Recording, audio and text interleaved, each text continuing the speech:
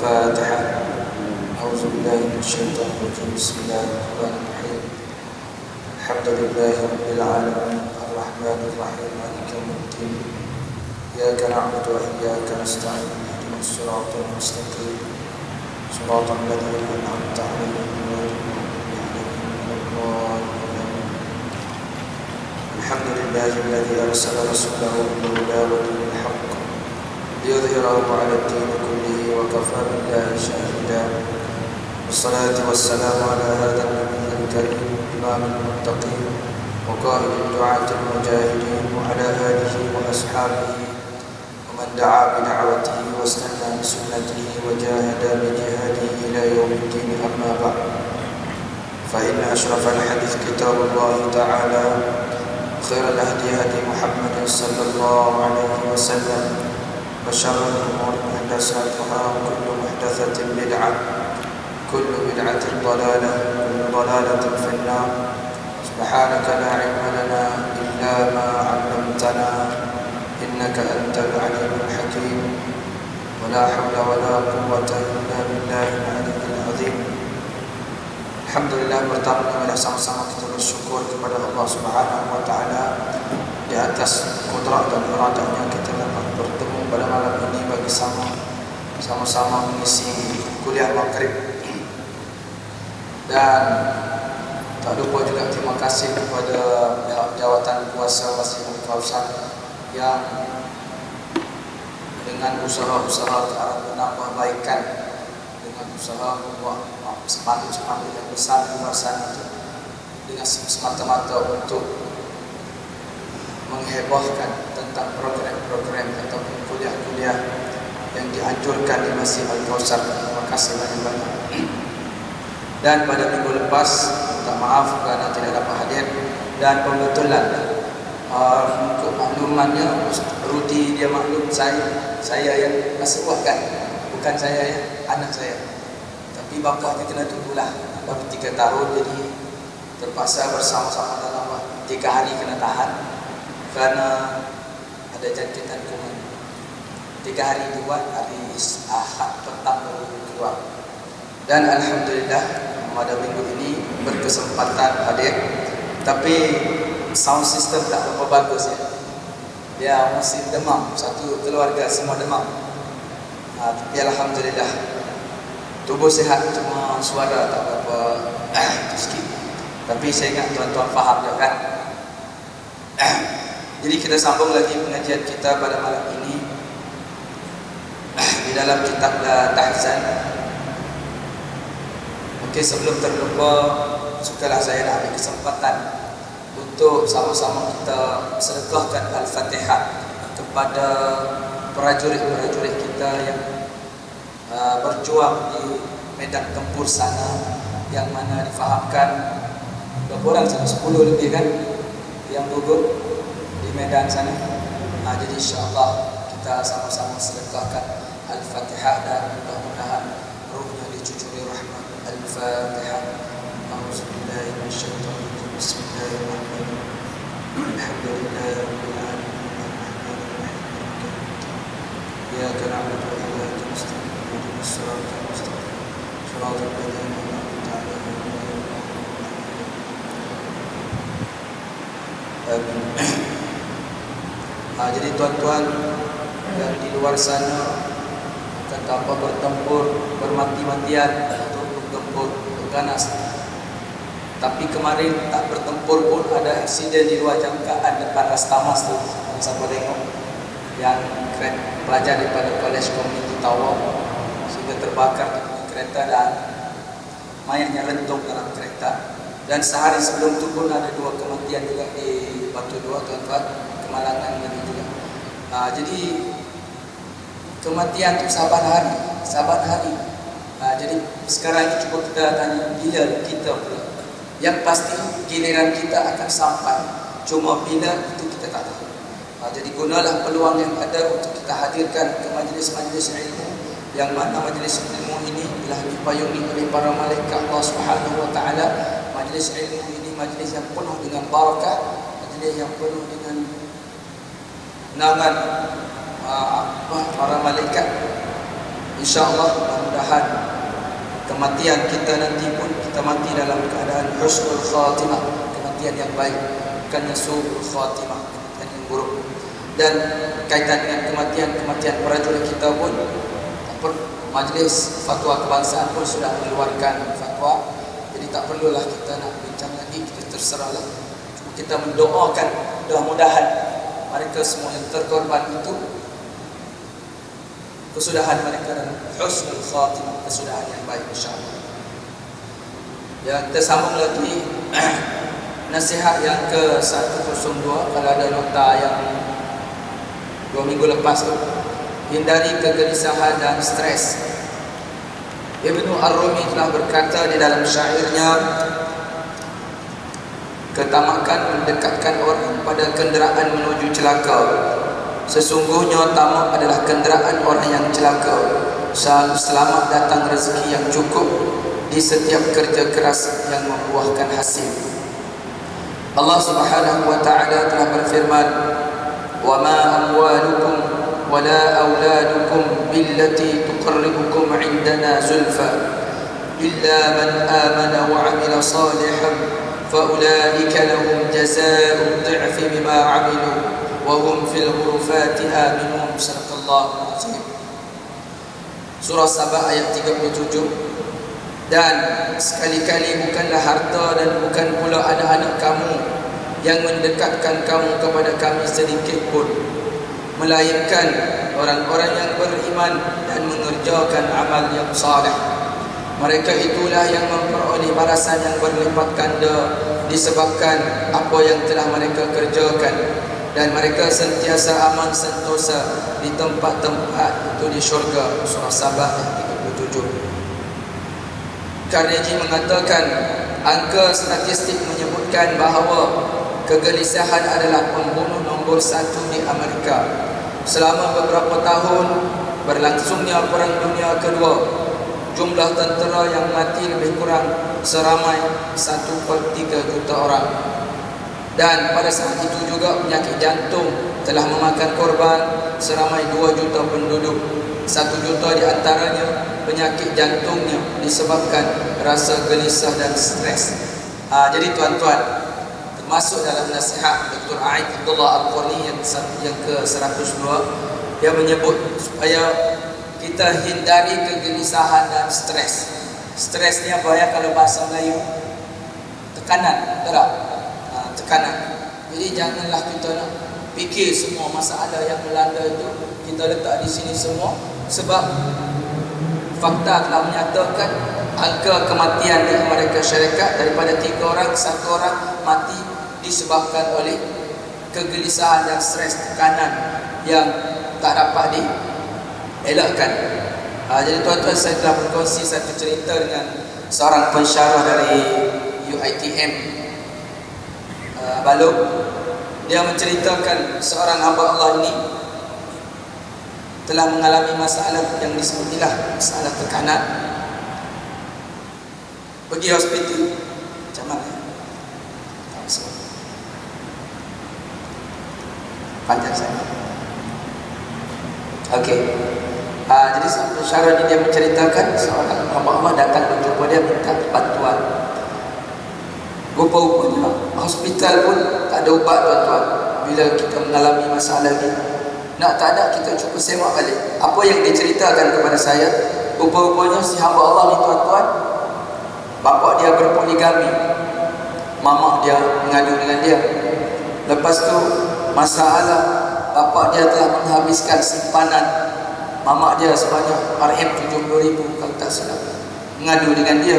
Dicampur lagi masalah di rumah dia, masalah dengan isteri, masalah dengan anak, masalah kereta dia kena calar, itu ini, menyebabkan stres, tuan-tuan. Jadi telah disebut di sini di dalam surah Sabah, wa ma amwalukum wala auladukum billati tuqarribukum indana. Dan sekali-kali bukanlah harta dan bukanlah pula anak-anak kamu yang boleh mendekatkan kepada kami sedikit pun. Dan di dalam surah lain, tuan-tuan, Allah Subhanahu wa taala menyebut, innama amwalukum, sesungguhnya harta kamu, wa auladukum, dan anak-anak kamu, fitnah, merupakan satu fitnah kepada kamu. wattaqullah ajrun azim, tak silap. Dan bertakwalah kamu kepada Allah. Itulah dia menjadi balasan yang besar di sisinya. Dan di dalam surah lain juga disebutkan, zuyyina linnas, telah dihiaskan kepada manusia hubbus syahwat, cinta kepada hawa nafsu, minan nisa, cinta kepada perempuan, wal banin, anak-anak, wal qanatir, dan kuda tunggangan, wal qanatir al muqantarah min al-dhahab wal fiddah, dan suka kepada emas dan perak, wal khayl musawwamati wal an'am wal hars, dan suka kepada ladang-ladang, suka kepada binatang ternakan, suka kepada unta-unta, macam-macam. Zalika mata'ul hayatid dunya. Ingat, itu merupakan kenikmatan, itu merupakan kesenangan yang bersifat sementara. Mata'ul hayatid dunya. Penyakit hati adalah penyebab utama yang mendorong. Dr. Kerry mengatakan, para pekerja yang tidak tahu bagaimana menghadapi kesedihan akan mati lebih cepat. Jadi tuan-tuan, kalau tuan-tuan dirundung kesedihan, tuan-tuan telah mengalami masalah, kita cuba tengok nasihat yang disebut di dalam buku ini. Hindari kegelisahan dan stres. Cuba jangan semua kita letak. Cuba tengok juga dengan kemampuan memori kita, mampu ke tidak kita atasi masalah itu. Dalam kes yang saya sebut tadi, yang diceritakan kepada saya itu, dia buat checklist. Dia ceritakan, maksudnya kisah hidupnya, pasal masalah ini, semuanya diletak di sini. Jadi kawan saya ini, dia buat checklist semula. Cuba masalah ini letak dulu. Maksudnya jangan simpan di kepala. Fikir. Alhamdulillah, dengan izin Allah tuan-tuan, hamba Allah tadi pulih daripada masalah stres dan kegelisahan yang melanda diri dia. Dan tuan-tuan, kalau kita ingat sejarah Nabi SAW semasa Nabi berhijrah lari daripada kufar laknatullah dan bertampuk di dalam Gua Hira bersama dengan Sayyidina Abu Bakar As-Siddiq, turunlah ayat Allah Subhanahu wa taala. Kerana pada ketika itu Abu Bakar terlalu takut tuan-tuan. Sebab ialah, kalau tuan-tuan baca sejarah kan, gua tempat dia bertampuk tu, sekiranya kafir yang berada di luar gua ni tunduk sikit je, terus nampak tempat persembunyian mereka berdua. Tetapi Allah Subhanahu wa taala menurunkan, wa idh yamkuru bikal ladina kafaru liyuthbituk aw yaqtuluk aw yakhrujuk wa yamkuruna wa yamkurullah. Bukan ayat tu, ayat lain yang akhirnya tuan-tuan, la takhaf wa la tahzan, jangan kamu takut, wa la tahzan, jangan kamu bersedih, jangan kamu berduka cita. Innallaha ma'ana, sesungguhnya Allah bersama kamu, Allah bersama kamu. Jadi kalau kita tengok,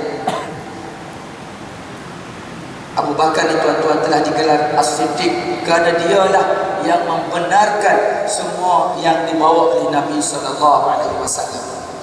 Hinggalah dia digelar As-Siddiq. Kalau Khalid al-Walid panglima perang, digelar Saifullah al-Maslul, pedang Allah. Hamzah Asadullah, singa Allah. Semua sahabat-sahabat Nabi ada gelaran tuan-tuan. Jadi kes yang berlaku pada Sayyidina Abu Bakar pun turun ayat la takhaf wa la tahzan, jangan kamu takut, jangan kamu bersedih, sesungguhnya Allah bersama kamu. Walaupun kalau tunduk je, terus nampak tempat mereka bersembunyi di dalam gua, tetapi mereka diselamatkan oleh Allah Subhanahu wa taala, sehinggalah hijrah mereka selamat sampai. Penyebabnya sangat masuk akal, dan permasalahan ajal memang Allah telah tetapkan. Wa ma kana li nafsin an tamuta illa bi idznillah kitaban muajjalan. Sesuatu yang bernyawa tidak akan mati melainkan dengan izin Allah, sebagai ketetapan yang telah ditentukan waktunya oleh Allah Subhanahu wa taala. Sangat sedikit sekali orang Negro dan orang Cina di Amerika yang diserang penyakit jantung. Mereka adalah orang-orang yang menjalani kehidupan dengan cara yang mudah dan santai. Macam mana kalau kita tengok orang Cina, tuan-tuan? Cina ni maju lama sudah dah. Tamadun dia memang lama sudah capai kemajuan. Dan ada pepatah Arab ataupun hadis Nabi yang menyebut utlubul ilm min al-mahdi ila al-lahdi. Satu, tuntutlah ilmu daripada buayan hingga ke liang lahat. Dan satu lagi, tuan-tuan, utlubul ilm, tuntutlah ilmu walau kana bisin, walaupun ataupun hingga ke negeri Cina. Kenapa? Kerana tuan-tuan, tamadun Cina ni lama sudah capai kemajuan. Dan kita sebagai umat Islam dituntut untuk menuntut ilmu. Walaupun kita memperolehi sebelum ijazah, itu bukan bermakna kita sudah arif. Kita dituntut untuk menuntut ilmu sehinggalah ke liang lahat. Jadi kalau kita nak tengok sejarah ataupun kelebihan yang ada pada orang Cina, orang Negro, orang Jepun ni, kita boleh bacalah banyak sejarah dia yang merupakan pengamal perubatan, apa dipanggil, kadang-kadang ubat-ubat yang dia tak pakai, banyak dia guna ubat tradisional. Saya pun pernah, tuan-tuan, 2011 mengalami sakit yang aneh, sakit yang ganjil. Pergi ke hospital, dia suruh balik. Dia kata balik sebab kamu sehat, tak ada penyakit. Kita sakit. Tapi alhamdulillah saya cuma dapatkan rawatan satu pusat rawatan dekat Jaya tu, Panca. Itu kelebihan yang dia ada. Dia guna kaedah. Saya pun tak tahu. Dia gantung. Alhamdulillah, sakit yang saya alami itu hilang dengan izin Allah. Sebaliknya, jumlah doktor yang mati kerana serangan jantung adalah 20 kali ganda dibandingkan para petani yang mati dengan penyakit yang sama. Sebab para doktor menjalani kehidupan yang diliputi dengan kegelisahan dan kekhawatiran yang tinggi, sehingga kan mereka harus membayar dengan harga yang mahal. Sangat aneh, doktor yang mengobati manusia namun dia sendiri yang sakit. Biasalah kan, doktor ni yang saya rasa memanglah dia yang berdepan dengan cabaran, berdepan dengan situasi yang lebih kepada stres, tekanan dan sebagainya. Contoh, difahamkanlah yang berlaku pembunuhan kejam sempurna itu semua turun ke tawa kan. Jadi ceritakan suatu sambung balik anggota badan yang terpotong itu. Jadi itu satu cabaran.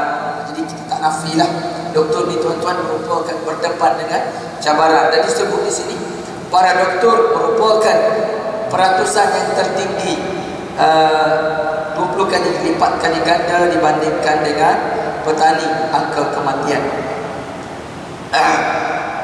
Okey, itu yang ke-102.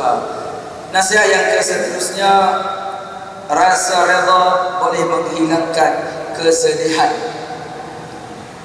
Jadi kalau kita tengok setiap berita, buletin utama ke, berita terkini ke, berita harian ke, keluarga-keluarga yang mana anak mereka ataupun cucu mereka, isteri, suami yang meninggal di medan tempur di ladang tu sana, saya rasa itu memang tidak boleh elak. Sedih, betul ke tidak? Contoh, tuan-tuan, kalau sekiranya di dalam ramai-ramai anggota yang terkorban itu ada di kalangan ahli keluarga kita, tentu sekali kita bersedih. Tetapi sedih pun berpada-pada. Janganlah sampai kita berteriak, sampai kita menangis, meraung-raung macam di Mesir, tuan-tuan, sekiranya berlaku kematian, insya-Allah seolah-olah tak ada, tiada dalam kepala mereka istilah redha dengan takdir. Mereka akan menangis. Ini golongan juhalak lah maksud saya, bukan semua. Banyak lapisan, tuan-tuan. Kalau golongan syekh, golongan alim ulama, itu lain cerita. Tapi suasana yang saya tengok, kalau golongan juhalak ni golongan yang ialah hidup kais pagi makan pagi. Rakyat Mesir ni, tuan-tuan, kalau tak silap saya 6 juta yang masih lagi tinggal di kuburan. Kerana apa? Kerana peluang pekerjaan tak banyak. Ramai yang mengatur ke pekerjaan mereka mencari bahan-bahan terpakai dalam sampah dan sebagainya. Jadi bila berlaku kematian, orang akan menangis, orang akan meraung-raung, seolah-olah tidak ada perasaan pasrah dan redha terhadap ketentuan Allah Subhanahu wa taala. Jadi nasihat ini sehingga perlu kita bincang bersama, mudah-mudahan boleh memberi satu motivasi ataupun peringatan untuk kita bersama. Dalam hadis Rasulullah sallallahu alaihi wasallam telah bersabda, "Wala taqulu illa ma yurdi rabbana." Kami tidak akan mengatakan kecuali perkataan yang diredai oleh Tuhan kami. Sesungguhnya anda mempunyai satu tugas yang suci, yaitu tunduk dan pasrah bila sesuatu yang ditakdirkan untuk anda telah datang. Takdir ni banyak tuan-tuan. Jangan kita ingat takdir kematian sahaja. Takdir kita mengalami kerugian di dalam perniagaan. Takdir keluarga kita ditimpa musibah, kebakaran, macam-macam lah. Jadi kita kena pasrah dengan takdir, yaitu tunduk dan pasrah bila sesuatu itu telah ditakdirkan untuk anda telah datang, supaya anda dapat meraih manfaat dan akibat yang baik daripadanya. Dengan redha terhadap takdir yang ditentukan, anda akan selamat daripada malapetaka dan kerugian pada masa akan datang. Dalam Al-Quran pun banyak ayat-ayat menyebut, la taqnatu min rahmatillah wa la tayasu min rauhillah. Jangan kamu putus asa dengan rahmat Allah, jangan kamu kecewa, jangan kamu bersedih. Inna Allah yaghfiru dzunuba jami'a. Sesungguhnya Allah akan mengampunkan dosa-dosa kamu semua. Innahu huwal ghafurur rahim. Dan sesungguhnya Allah ini Maha Pengampun lagi Maha Penyayang. Dan ada tuan-tuan doa, kalau boleh hafal, hafallah. Kalau nak tulis pun boleh. Doa untuk menghilangkan kesedihan. Saya sempat petik dalam satu buku hadis. Inni tawakkaltu 'alal hayy alladhi la yamut. Inni tawakkaltu 'alal hayy alladhi la yamut. Sesungguhnya aku tawakkaltu, bertawakal kepada 'alal hayy alladhi la yamut, yang mana kamulah Tuhan yang Maha hidup dan tidak akan mati. La haula wa la quwwata illa billahil aliyyil azim. Tidak ada daya dan tidak ada kekuatan illa billah, melainkan dengan kehendak Allah Subhanahu wa taala yang Maha Al-Aliyyul Azim, yang Maha tinggi lagi Maha besar. Sekarang senang je doa tu. Mungkin bacaan yang kita juga tu, inni tawakkaltu 'alal hayy alladhi la yamut. Ada juga di antara kita kalau waktu naik kenderaan kan, biasa doa yang dianjurkan, subhanalladzi sakhkhara lana hadza wa ma kunna lahu muqrinin wa inna ila rabbina lamunqalibun. Tapi mungkin ada di antara kita yang tidak hafal doa tu. Kita baca doa ringkas, bismillahirrahmanirrahim tawakkaltu 'ala Allah. Kalau kita nak memulakan perjalanan dengan nama ya Allah, tawakkaltu 'ala Allah, aku bertawakal kepada-Mu ya Allah. Cukup. Yang penting baca, jangan semua tak baca. Rugi kita. Bukan bermodal pun.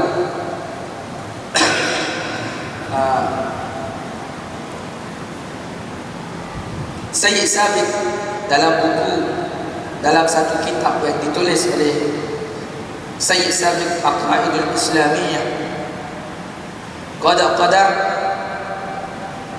takdir boleh berubah dengan doa, umur boleh bertambah dengan berbuat kebaikan.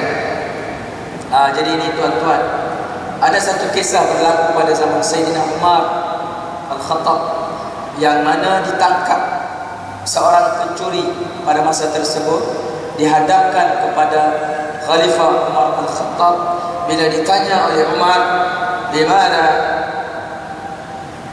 sarita, kenapa kamu mencuri? Senang dia jawab, kerana sudah takdir Allah membuatkan dia mencuri. Betul kan tuan-tuan? Ramai lah begitu kan. Dan Dijawab takdir Allah telah mentakdirkan dia mencuri. Itu silap tuan. Kita dah baca apa ni? Tak qada dan qadar ini termasuk di dalam rukun apa?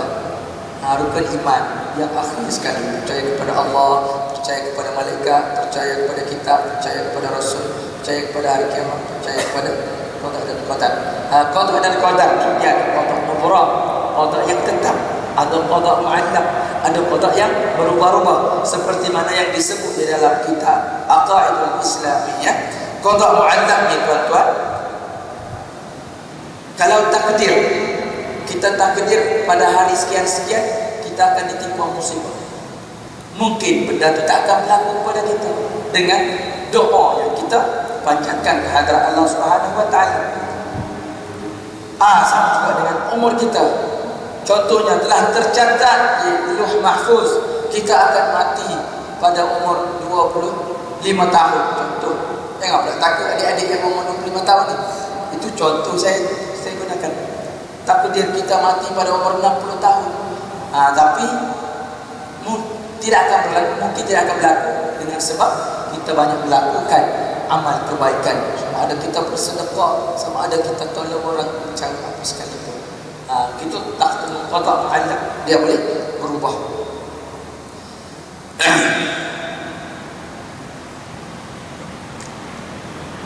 Saya nak berkongsi satu cerita kisah Imam Abu Hanifah radhiyallahu anhu, tuan-tuan.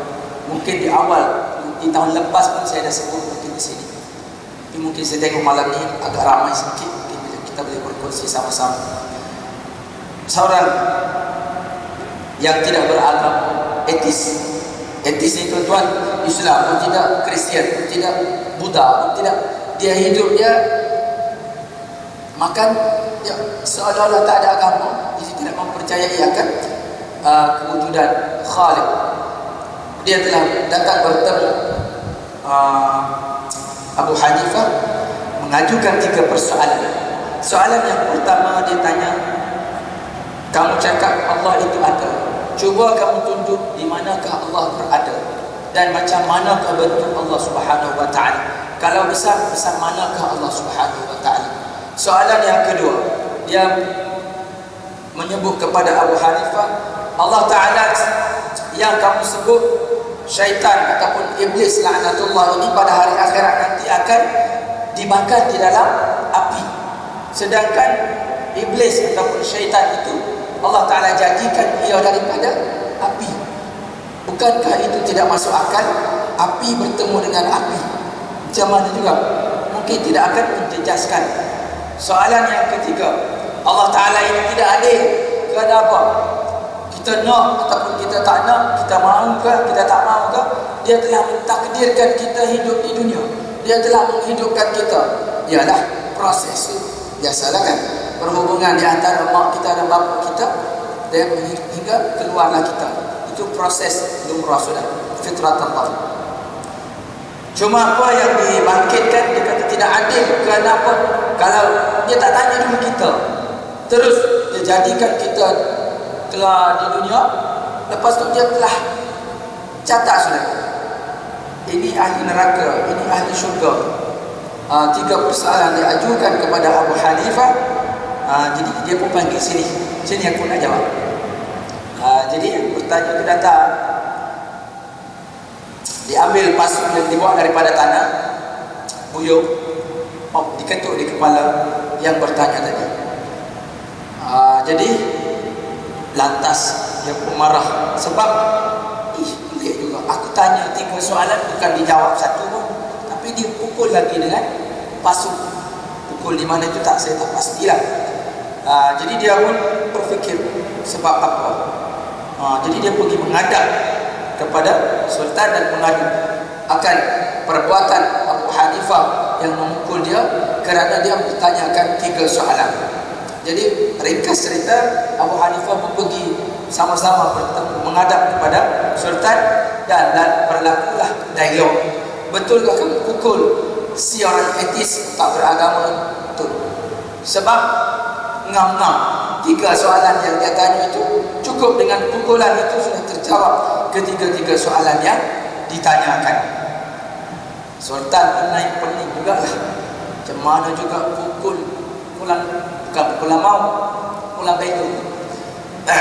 Dengan pukulan itu telah terjawab ketiga-tiga persoalan. Jadi Sultan pun minta supaya diterangkan macam manakah satu pukulan 3 soalan terjawab. Pertama, dia kata, dia tanya aku, Allah Ta'ala berada di mana? Dan bersamanya Allah Ta'ala. Jadi aku nak tanya dia balik. Bila aku pukul dia, apa dia rasa? Lantas etis ni menjawab, sakit. Okey, cuba ceritakan bagaimanakah bentuk sakit yang kamu rasa. Bulat ke dia? Panjang ke dia? Segitiga ke dia? Macam mana nak bagi tahu tuan-tuan? Melainkan kalau keluar bendul macam telur tu, itu kan bentuk, bolehlah tunjuk. Tapi secara umumnya, kalau kita nak gambarkan kesakitan yang kita alami, memang susah lah. Okey, settle. Terjawab soalan yang pertama. Manakala soalan yang kedua, dia telah, kalau Inggeris komplain, dia telah protes yang telah ditentukan Allah. Iblis dijadikan daripada api dan di akhirat akan dibakar di dalam api. Apa nak pelik? Allah Ta'ala Maha Kuasa. Contoh senang, aku pukul dia tadi dengan pasu ni. Pasu ni daripada tanah, dan kita asal kejadian kita pun berasal daripada tanah. Nah, kenapa dia rasa sakit? Sepatutnya tanah bertemu tanah tak sakit lah. Sakit juga. Settle. Dua soalan. Kalau soalan yang ketiga, dia kata Allah Ta'ala tidak adil kerana kita nak ataupun kita tak nak, dia telah takdirkan kita lahir ke dunia. Lepas tu dia telah catat sudah, ini ahli syurga, ini ahli neraka. Jadi macam mana kita nak buat pilihan? Tu sedap dia komplain. Senang je. Kenapa tidak adil Allah Ta'ala? Allah Ta'ala telah memberikan akal fikiran kepada setiap manusia. Memanglah otak semua ada, lembu ada otak. Tapi yang membezakan manusia dengan haiwan ini, tuan-tuan, akal fikiran dia ada pada manusia. Apabila pukul dia, dia telah, mungkin dia akan berfikir sama ada dia akan lawan aku balik, ataupun dia akan ajak pemuda-pemuda tahan lasak untuk datang pukul aku, ataupun dia mengadu dengan kamu. Jadi dia telah memilih untuk mengadu kepada Sultan. Jadi kenapa yang komplain ataupun yang protes tidak adil Allah Ta'ala? Allah Ta'ala kirim Nabi ke dunia. Allah Ta'ala kirim, ada juga dalam masa yang sama. Kalau di Mesir, tuan-tuan, Nabi Musa di Mesir, Fir'aun pun di Mesir, tuan-tuan. Jadi di dalam Al-Quran disebut, ihbitu Misran, masuklah kamu ke Mesir, fa inna lakum ma sa'altum, sesungguhnya kamu akan dapat apa yang kamu nak. Jadi pengalaman saya di Mesir, tuan-tuan, kita tengok di sana, kalau nak berilmu lebih daripada sini, ada di sana, tuan-tuan. Kalau nak kepada ilmu lebih daripada sini, ada di sana. Semua di sana. Universiti Al-Azhar, universiti yang tertua di dunia, di situlah melahirkan alim ulama yang ramai. Jadi kenapa tidak adil Allah Ta'ala? Dia telah buat, dia kirim Nabi pada setiap umat. Dalam masa yang sama, ada juga Fir'aun.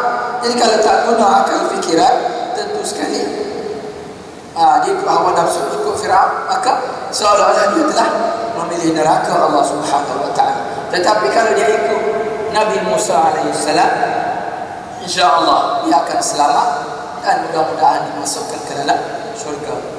Jadi itu satu sedikit perkongsian. Seorang penyair mengatakan, ketika kuliah uban di kepala telah mulai menghiasi kepalaku, aku katakan kepadanya, selamat datang. Seandainya aku takut, pasti tidak aku ucapkan salam itu kepadanya. Walaupun aku mengusirnya, bencana itu tidak mungkin menjauh dariku. Namun bila seseorang itu boleh menerima apapun kejadian yang tak disenanginya, maka pada suatu hari nanti bencana itu akan pergi dengan sendirinya. Jadi ini seorang penyair, dia telah sebut. Jadi yang depan saya ni ada sudah yang uban. Maaflah kan. Sama ada dia uban janggut dulu kan, uban rambut dulu, itu terpulang lah. Semuanya memang sunnatullah, memang biasa kan. Kita bermula daripada bayi, kanak-kanak, remaja, dewasa, tua, apabila habis sudah step-step itu berakhir dengan kematian. Kullu nafsin dha'iqatul maut. Setiap yang bernapas pasti akan merasakan kematian.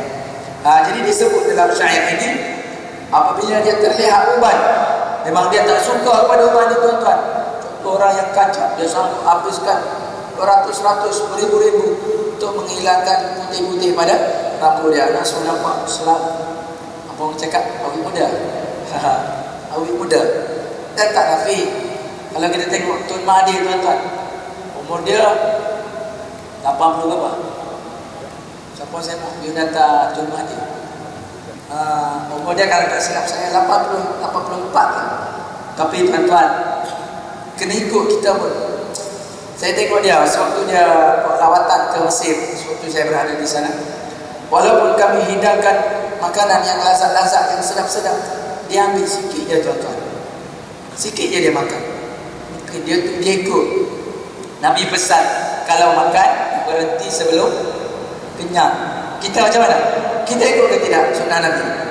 Kita berhenti setelah habis, sudah tak ada, sudah dimakan. Itu silap kita. Jadi cuba kita ikut cara Nabi. Perlu kita ni, tuan-tuan, sudah dibagi kepada 3. Fathulusun li ta'ami, wa thulusun li syarabi, wa thulusun li nafasihi. 1/3 untuk makanan, 1/3 untuk minuman, 1/3 untuk pernapasan. Kita tidak waktu berbuka puasa nak makanan sampai sini, nak keluar. Jadi kerana kita ikut nafsu, kita balas dendam kerana di siang hari kita berlapar. Itu cuba masing-masing semoklah.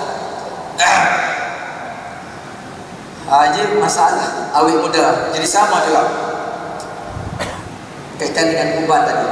Seandainya aku takut kepada uban, pasti tidak aku ucapkan salam kepadanya. Tetapi yang pasti, walaupun aku mengusirnya, uban itu tidak mungkin menjauh dariku. Memang dia akan datang, tak boleh lari, tuan-tuan. Betul ke tidak? Kadang-kadang ramai di antara kita ni tak sempat ubat, mati awal. Sebab apa? Macam-macam sakit, tuan-tuan sekarang. Tapi ingat, yang kita bincang di awal tadi, kegelisahan dan stres ini pembunuh utama. Dan pembunuh ini dia datang secara senyap, tuan-tuan. Kadang-kadang dia tak ada signal, dia tak ada isyarat. Panggil apa? Angin ahmar, kan? Serangan jantung. Terus jalan dia. Kadang-kadang 1 hari, 2 hari, ramai sudah kita tengok. Sesungguhnya tiada tempat berlari daripada takdir yang Allah tentukan. Satu-satunya jalan adalah anda harus beriman kepada takdir Allah, sebab takdir pasti akan berlaku walaupun anda menanggalkan pakaian dan menguliti tubuh anda. Dia menanggal ataupun kita bertapu ataupun kita berlindung, macam-macam lah. Dinukilkan daripada Harry Emerson dalam bukunya The Power to See the Truth bahawa dia pernah mengajukan satu pertanyaan, dari mana datangnya fikiran yang mengatakan bahawa kehidupan yang indah, tenang dan terhindar daripada kesulitan dan rintangan akan melahirkan orang-orang yang bahagia dan orang yang sangat terkemuka. Sesungguhnya yang terjadi adalah sebaliknya. Orang yang biasa menempatkan dirinya dalam kesedihan akan tetap berada dalam kesedihan walaupun sedang tidur di atas sutera yang lembut. Sejarah membuktikan bahawa keagungan dan kebahagiaan boleh diperolehi oleh orang yang berasal dari lingkungan yang berbeza, baik dari lingkungan yang baik, lingkungan yang buruk maupun lingkungan yang di dalamnya bercampur aduk di antara kebaikan dan kejahatan. Di setiap lingkungan yang berbeza itu ternyata akan tumbuh para tokoh yang mampu memikul tanggungjawab di atas bahu mereka dan pantang mengabaikannya. Panjang, cuma kesimpulannya, maksudnya di sini ialah tidak semestinya orang yang kaya itu, orang yang mempunyai harta yang banyak, orang yang mempunyai ladang-ladang yang banyak, hidup dia di dalam kesenangan, hidup dia di dalam, kita nampak secara zahir, kita nampak dia tu senang. Tetapi tuan-tuan, Kalau Tuhan nak tarik sekelip mata je, betul ke tidak? Tuhan bagi dia sakit macam-macam tuan-tuan. Jadi bila itulah kita kan, kadang-kadang nikmat sihat ni kita kurang sangat, kita tak berapa ingat sangat. Tetapi bila kita ditimpa musibah ataupun kita dikenakan sakit, baru kita teringat akan nikmatnya kesihatan. Benda ni kita tak boleh nafikan tuan-tuan. Sebab Nabi sebut lama sudah. Nabi dah tinggal kita